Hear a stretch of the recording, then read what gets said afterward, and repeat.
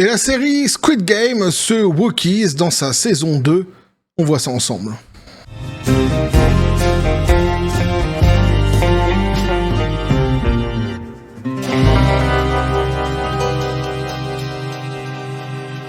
Et une nouvelle licence dézinguée, décimée, pulvérisée sur l'autel de l'idéologie woke. Et oui, petit café les copains.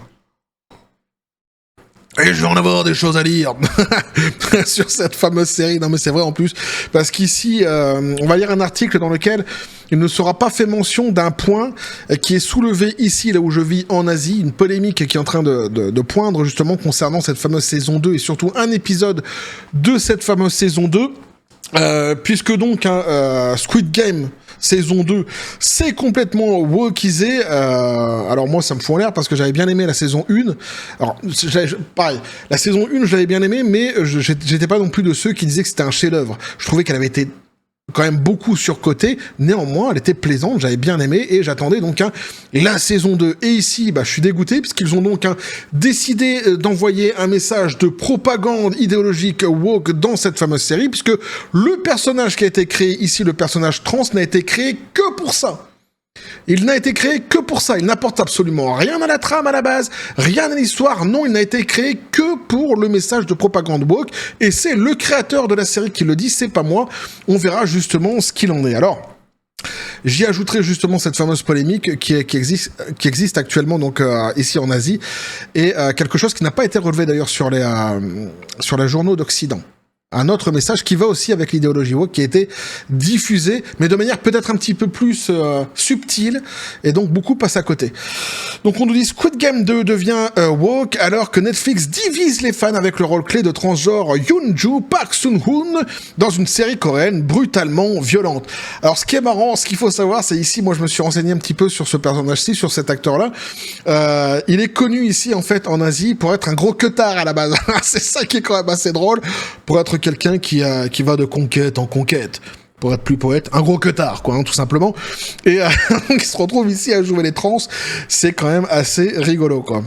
Squid Game 2 donc est sorti, mais le retour très attendu du jeu de survie brutal a déclenché une tempête de controverses. Au cours du débat se trouve l'introduction de Yoon-ju, un personnage transgenre interprété par l'acteur acclamé Park Sun-hoon.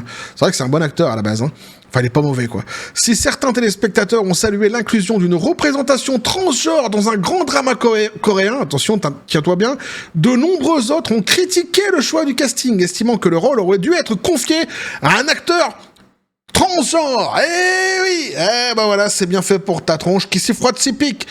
T'es jamais suffisamment woke pour un woke. Maintenant, il va falloir le sachoir, tu le sachoiras. Tu n'es jamais suffisamment woke pour un woke. Dans l'évangile selon Saint Woke, dans l'idéologie woke, il y a quelque chose qu'il faut savoir, qu'il faut sachoir. D'abord, si t'as un personnage dans un de tes films qui est trans, il faut que l'acteur soit trans. S'il est gay, il faut que ça soit un acteur, dans la vraie vie je parle, qui soit gay lui-même. Sans quoi, tu transgresses l'idéologie woke. Mais ça va plus loin. Ça va plus loin. Si t'as un acteur trans, il faut que, si t'as un personnage trans, il faut que l'acteur lui-même dans la vraie vie soit trans, mais aussi qu'il soit doublé dans les autres pays par des trans. Sans quoi, là aussi, tu transgresses l'évangile selon Saint Woke. Au bûcher les hérétiques. C'est pas bon. Si t'as un acteur noir, il faut qu'il soit doublé par un acteur noir. Si t'as un acteur blanc, non, ça on s'en fout. Si t'as un acteur blanc, il peut être doublé par n'importe qui. C'est comme pour les Chinois, les Asiatiques, tout ça. On s'en fout. C'est pas grave. Oui, c'est le racisme woke, c'est comme ça. La discrimination, évidemment, contre laquelle ils luttent, évidemment, mais oui. Alors que c'est eux les gros racistes 2.0 de notre époque, évidemment. Mais c'est ça, c'est donc, si tu transgresses ces règles de l'évangile, c'est des règles simples tout de même, quand même. Au bout d'un moment, tu ne maîtrises pas ton sujet, créateur de cette série.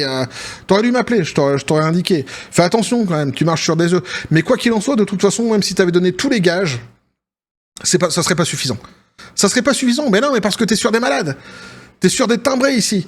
Tu peux pas raisonner un malade. Il va toujours trouver un truc qui va pas. Les cheveux, la couleur, pas de piercing, je ne sais pas. Et il trouvera un truc à te dire de toute façon qui ne va pas. Ouais. Donc, qui s'y frotte s'y pique, vram, c'est dans ta tronche. Et c'est bien fait pour toi. Cela a déclenché donc un débat houleux en ligne, donc les critiques accusant les créateurs de privilégier le programme woke au détriment d'une représentation authentique. Mais c'est vrai, cette critique-là est juste. Elle est tout à fait juste. Elle est même soutenue d'ailleurs par les créateurs eux-mêmes. Ils assument totalement. Ils ont créé ce personnage uniquement pour promulguer un message progressiste, woke. Point final. Tu n'es que sur de la propagande woke avec ce personnage-ci. C'est tout. Ils font des courbettes à la foule woke, nous dit-on ici, a commenté un utilisateur du réseau social, donc d'un réseau social. Cela semble forcé et hypocrite. Où est le respect pour la communauté trans? En plus, c'est vrai, il y a un manque de respect du coup pour les trans dans ce forcing évident. Un autre utilisateur a fait écho donc à ces sentiments, déclarant « Cela sent le woke performatif. Ils essaient juste de marquer des points auprès du public woke. C'est insultant à la fois pour les personnages transgenres, mais pour l'intégrité de la série originale. » Bah ouais. Je suis tout à fait d'accord. Malgré les critiques initiales, la performance puissante de Park So-hoon a fait taire de nombreuses critiques. Alors, c'est peut-être un bon acteur, il a peut-être fait taire certaines critiques, mais ici, il y en a d'autres qui sont nées justement de certains épisodes dans lesquels il se passe certaines choses. Ça, c'est un petit peu... tiens, c'est mystérieux là ce que je suis en train de te dire. Ah, mais je tease. Je te dirai après ce qu'il en est exactement de ce qui se dit ici en Asie. Notamment sur un épisode précisément. Son portrait nuancé de Yoon-ju, capturant la force, la vulnérabilité et la détermination du personnage, a suscité de nombreux éloges. Les téléspectateurs ont été captivés par le parcours de Yoon-ju, soulignant la pression sociale et les luttes personnelles auxquelles sont confrontées les personnes transgenres de manière poignante et percutante. Tu vois, c'est marrant parce que j'en parlais aujourd'hui avec quelqu'un d'autre sur le côté woke de la force, qui nous parle à chaque fois des discriminations dans le monde. Faut lutter contre les discriminations dans le monde. Jamais ils ne font mention des handicapés. Sans doute que la première discrimination dans le monde sur laquelle tu devrais, la minorité, au-delà de la discrimination, la minorité sur laquelle tu devrais t'attarder le plus dans le monde actuellement, parce que c'est un problème qu'on n'a toujours pas réglé, c'est notamment les handicapés et pour des choses qui sont basiques, par exemple l'accessibilité aux lieux, aux transports, etc., qui ne sont encore jusqu'à aujourd'hui pas optimum pour justement les handicapés. Ça, ils s'en battent les Pokéballs de façon Furious Ball. Non, ce qui est intéressant, c'est la transition. Changement de sexe, ça c'est intéressant. Ça, les minorités comme ça, c'est intéressant. Ce sont des malades qui normalement devraient se faire soigner tranquillement et qui ne sont pas soignés, qui sont mis ici en avant. Du coup, de ce fait, on fait fi des vrais problèmes que rencontre en fait l'humanité, notamment dans son handicap, qui devrait être réglé jusqu'à aujourd'hui, qui ne l'est pas. On ne se focalise pas sur les vrais problèmes. Évidemment, il y a d'autres problèmes que celui-ci, mais je dis entre autres. L'un des aspects clés de l'histoire, alors là c'est génial, de Yoon-ju et son besoin désespéré de lever des fonds pour une opération chirurgicale de réassignation sexuelle. J'adore ce terme, la réassignation sexuelle. Roger, viens ici. Et donc, la dernière fois, je t'ai envoyé réparer une fuite chez Monsieur Laborne. Tu n'as pas réparé cette fuite, tu t'es trompé, Roger. Tu en as fait une deuxième. Ah, qu'est-ce qu'on fait? Vous allez me virer, vous allez me... Ah, tu vas être réassigné. Ah, comment? Je vais... Enfin, parce que moi, à la base, je suis juste plombier. Vous allez me réassigner à quel poste? Pas un poste, Roger. Un sexe. Oh, tu seras une femme à partir d'aujourd'hui, Roger. Tu as une réassignation sexuelle. Et je pourrais choisir le prénom? Non. À partir de maintenant, tu seras Josiane. Et je peux pas, par exemple, être... Regardez, est-ce que je peux pas être Olga? Ou est-ce que vous pouvez pas me l'accorder? Je la fais vachement bien, Olga. Et une femme russe, France. Si je peux garder ma barbe aussi? Non. Tu ne seras pas Olga. Tu seras Josiane. Et tu viendras me voir demain, mon bureau. Mais c'est des malades, franchement. Le terme réassignation sexuelle. Mais dans quel monde de malades on vit? Cet élément narratif a ajouté une couche de profondeur émotionnelle et a trouvé un écho auprès de nombreux téléspectateurs soulignant les obstacles financiers et logistiques auxquels les personnes transgenres sont souvent confrontées pour accéder aux soins de santé. En toute ironie, j'ai presque envie de dire quand même, mais en toute vérité aussi, monsieur Yoon-ju, t'as pas besoin de participer à un jeu comme celui-ci, comme Squid Game. Il y a des pays qui remboursent intégralement l'opération. Ah non, pas que j'y sois favorable, mais ça existe. Parce que Squid Game, c'est pas le big deal non plus, quoi. Ah, tu en ressors pas tout à fait indemne. En tout cas, c'est pas écrit à l'avance. Tu joues quand même ta vie pour quelque chose qui est quand même assez ridicule. Faut bien le reconnaître. Message de propagande, ce n'est que ça. Le personnage de Yoon-ju donc donne également un aperçu des réalités de l'expérience transgenre en Corée du Sud, où l'acceptation sociale et les protections juridiques pour les personnes transgenres restent limitées. Là, ils ont d'autres chats à fouetter, ils ont autre chose à foutre. Ils ont d'autres minorités à s'occuper, d'autres problèmes. Ouais, ils s'intéressent à d'autres choses, évidemment. Choses peut-être beaucoup plus importantes. Alors, certains critiques restent néanmoins sceptiques. Ils estiment que l'inclusion de Yoon-ju est forcée et contre nature, et qui perturbe le réalisme brut de la série originale. Ces critiques affirment que les créateurs de la série ont donné la priorité au commentaire social plutôt qu'à une narration convaincante, diluant ainsi l'impact de l'original. Mais c'est exactement ça. D'ailleurs, c'est marrant parce qu'ici, l'article ne fait pas mention de ce que nous disent les créateurs de la série. D'ailleurs, ils essaient de faire passer un petit peu ça comme une critique qui serait donnée, une hypothèse. Bon, enfin bon, c'est juste une hypothèse, on sait comment ça finit. À la fin, ça finit en fantasme d'extrême droite. Mais en fait, non. On a justement les dires. On va lire ensemble des créateurs de la série qui corroborent complètement ce qui vient d'être dit ici. Squid Games a toujours repoussé les limites, explorant les thèmes. Alors ça, c'est génial. Ils essaient de l'expliquer ainsi. C'est pas une propagande. Non, l'article il t'explique ici. Toujours repousser les limites explorant les thèmes de l'inégalité sociale, de la pauvreté et de la condition humaine. Cependant, l'arrivée de Yoon-ju a déclenché un débat sur l'équilibre entre expression artistique et responsabilité sociale. Donc c'est juste en fait dans la continuité de la série. Pour eux, il t'explique ça comme ça. Alors que certains saluent donc la série pour sa tentative d'aborder d'importantes questions sociales, d'autres soutiennent qu'elle a succombé aux pressions de la culture woke, sacrifiant l'intégrité artistique au nom du politiquement correct. Alors certains, une fois de plus, sans doute, comme j'ai dit tout à l'heure, les fantasmes d'extrême droite, des fascistes de merde, nous, le côté obscur de la force, évidemment, nous, on fantasme, on rêve, ça n'existe pas, tout cela, évidemment. Quelle que soit l'opinion personnelle de chacun, l'inclusion de Yoon-ju dans Squid Game 2 a sans aucun doute déclenché une conversation cruciale sur la représentation, l'authenticité et le rôle évolutif de l'art dans la résolution des problèmes sociaux et politiques. Mais cette discussion cruciale, là, elle existe depuis plusieurs années, on y a déjà répondu, on ne veut pas de cette propagande woke dans les divertissements. Point final. Est-ce si dur à entendre?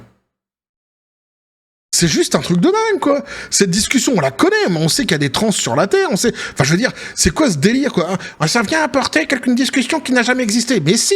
Ça fait des années que vous n'arrêtez pas de nous parler que de ça. On a que ça dans toutes les productions actuellement. Faut vraiment être un ignorant ou alors un type qui vit dans une grotte quelque part, tu vois, une espèce d'ermite planète, pour ne pas être au courant de ce du côté woke de la force, de la transidentité actuellement, qui sévit dans toutes les productions d'Occident. Ils te disent comme si, oh, moi, pour une fois, voilà, on va en parler. Mais tais-toi, on n'arrête pas d'en parler. On fait que ça.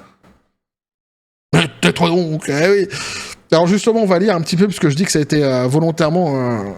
Ce personnage a été volontairement créé pour placer un message de propagande woke. Bah, il suffit d'écouter les créateurs de Squid Game, ici donc un Wang Dong-hyuk, en créant un personnage ressemblant beaucoup à Yoon-ju et à travers ses choix, ses actions et la façon dont elle se comporte dans le jeu, j'espère que cela pourra sensibiliser aux problèmes auxquels nous sommes confrontés aujourd'hui.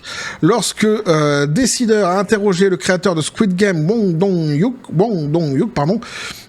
sur l'ajout d'un personnage transgenre dans la saison 2, il a dit « Malheureusement, aujourd'hui, dans la société coréenne, les minorités sexuelles sont un groupe qui n'est pas aussi largement accepté au sein de la société, a-t-il poursuivi. C'est pourquoi j'ai créé le personnage de Yoon-ju, une femme transgenre qui passe du masculin au féminin. Je reprends. C'est pourquoi j'ai créé le personnage Yoon-ju, une femme transgenre qui passe du masculin au féminin. Ce n'est que pour ça. C'est un message de propagande woke que tu te manges dans la tronche. Alors pour ceux qui disent justement dans l'article qu'on vient de lire juste avant, certains disent que ça vous sort justement de l'histoire parce que c'est quelque chose qui est un petit peu comme ça une fois de plus, qui n'a rien à voir avec l'identité de la série, etc. Mais oui, ça te sort, c'est fait exprès.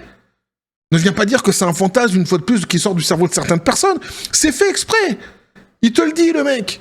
Le créateur de la série te le dit. Je l'ai créé pour ça. Donc oui, ça va te sortir de l'histoire. Et oui, tu te manges une fois de plus, en fait, en pleine tronche, le message de l'idéologie woke. C'est tout. Après, t'avales ou t'avales pas, c'est ton problème. Tu veux ou tu veux pas. Tu vois, mais en tous les cas, il faut dire les choses comme elles sont. Il faut arrêter à un moment donné de se cacher derrière son petit doigt. C'est ridicule. Ça, c'est la première chose.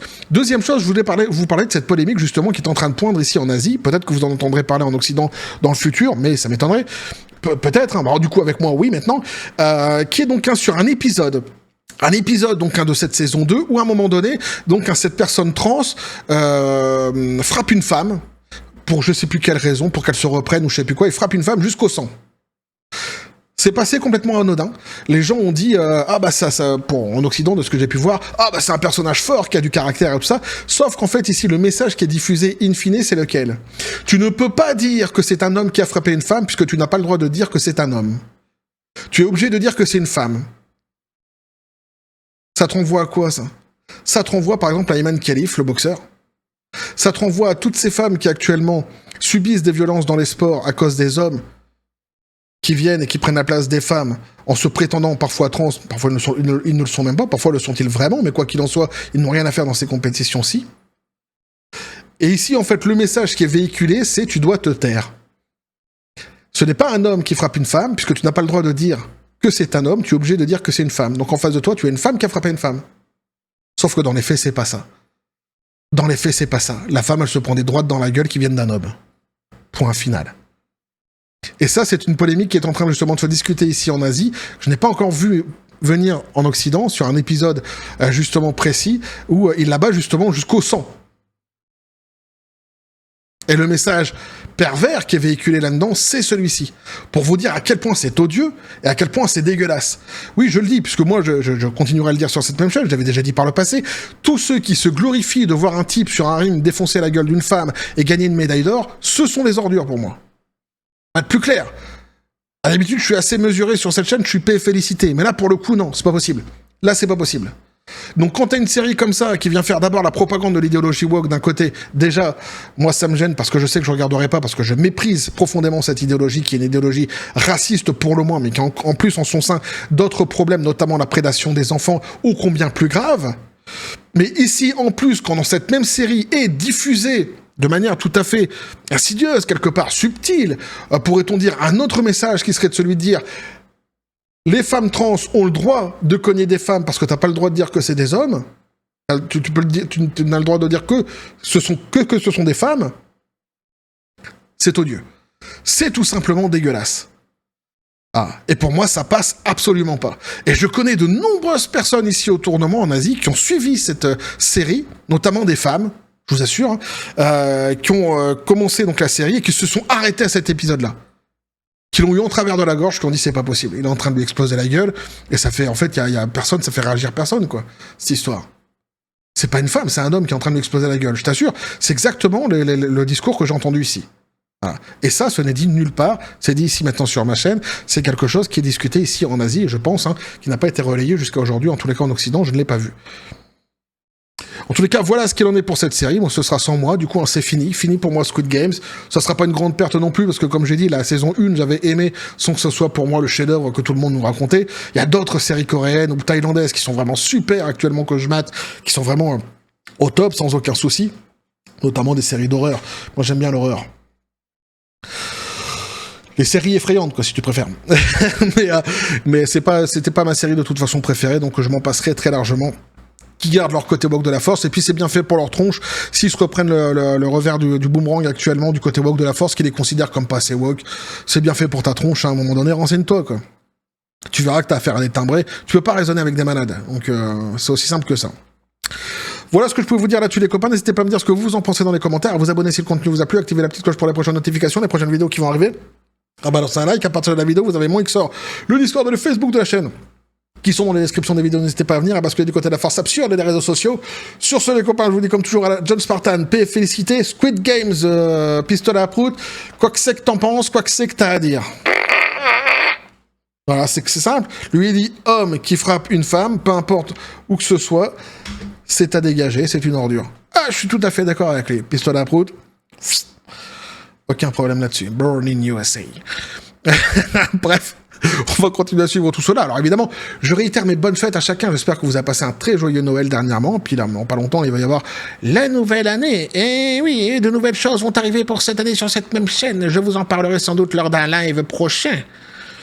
En tous les cas, on va continuer à suivre tout cela sur cette même chaîne, toujours dans la joie et la bonne humeur. Et que la force soit avec vous.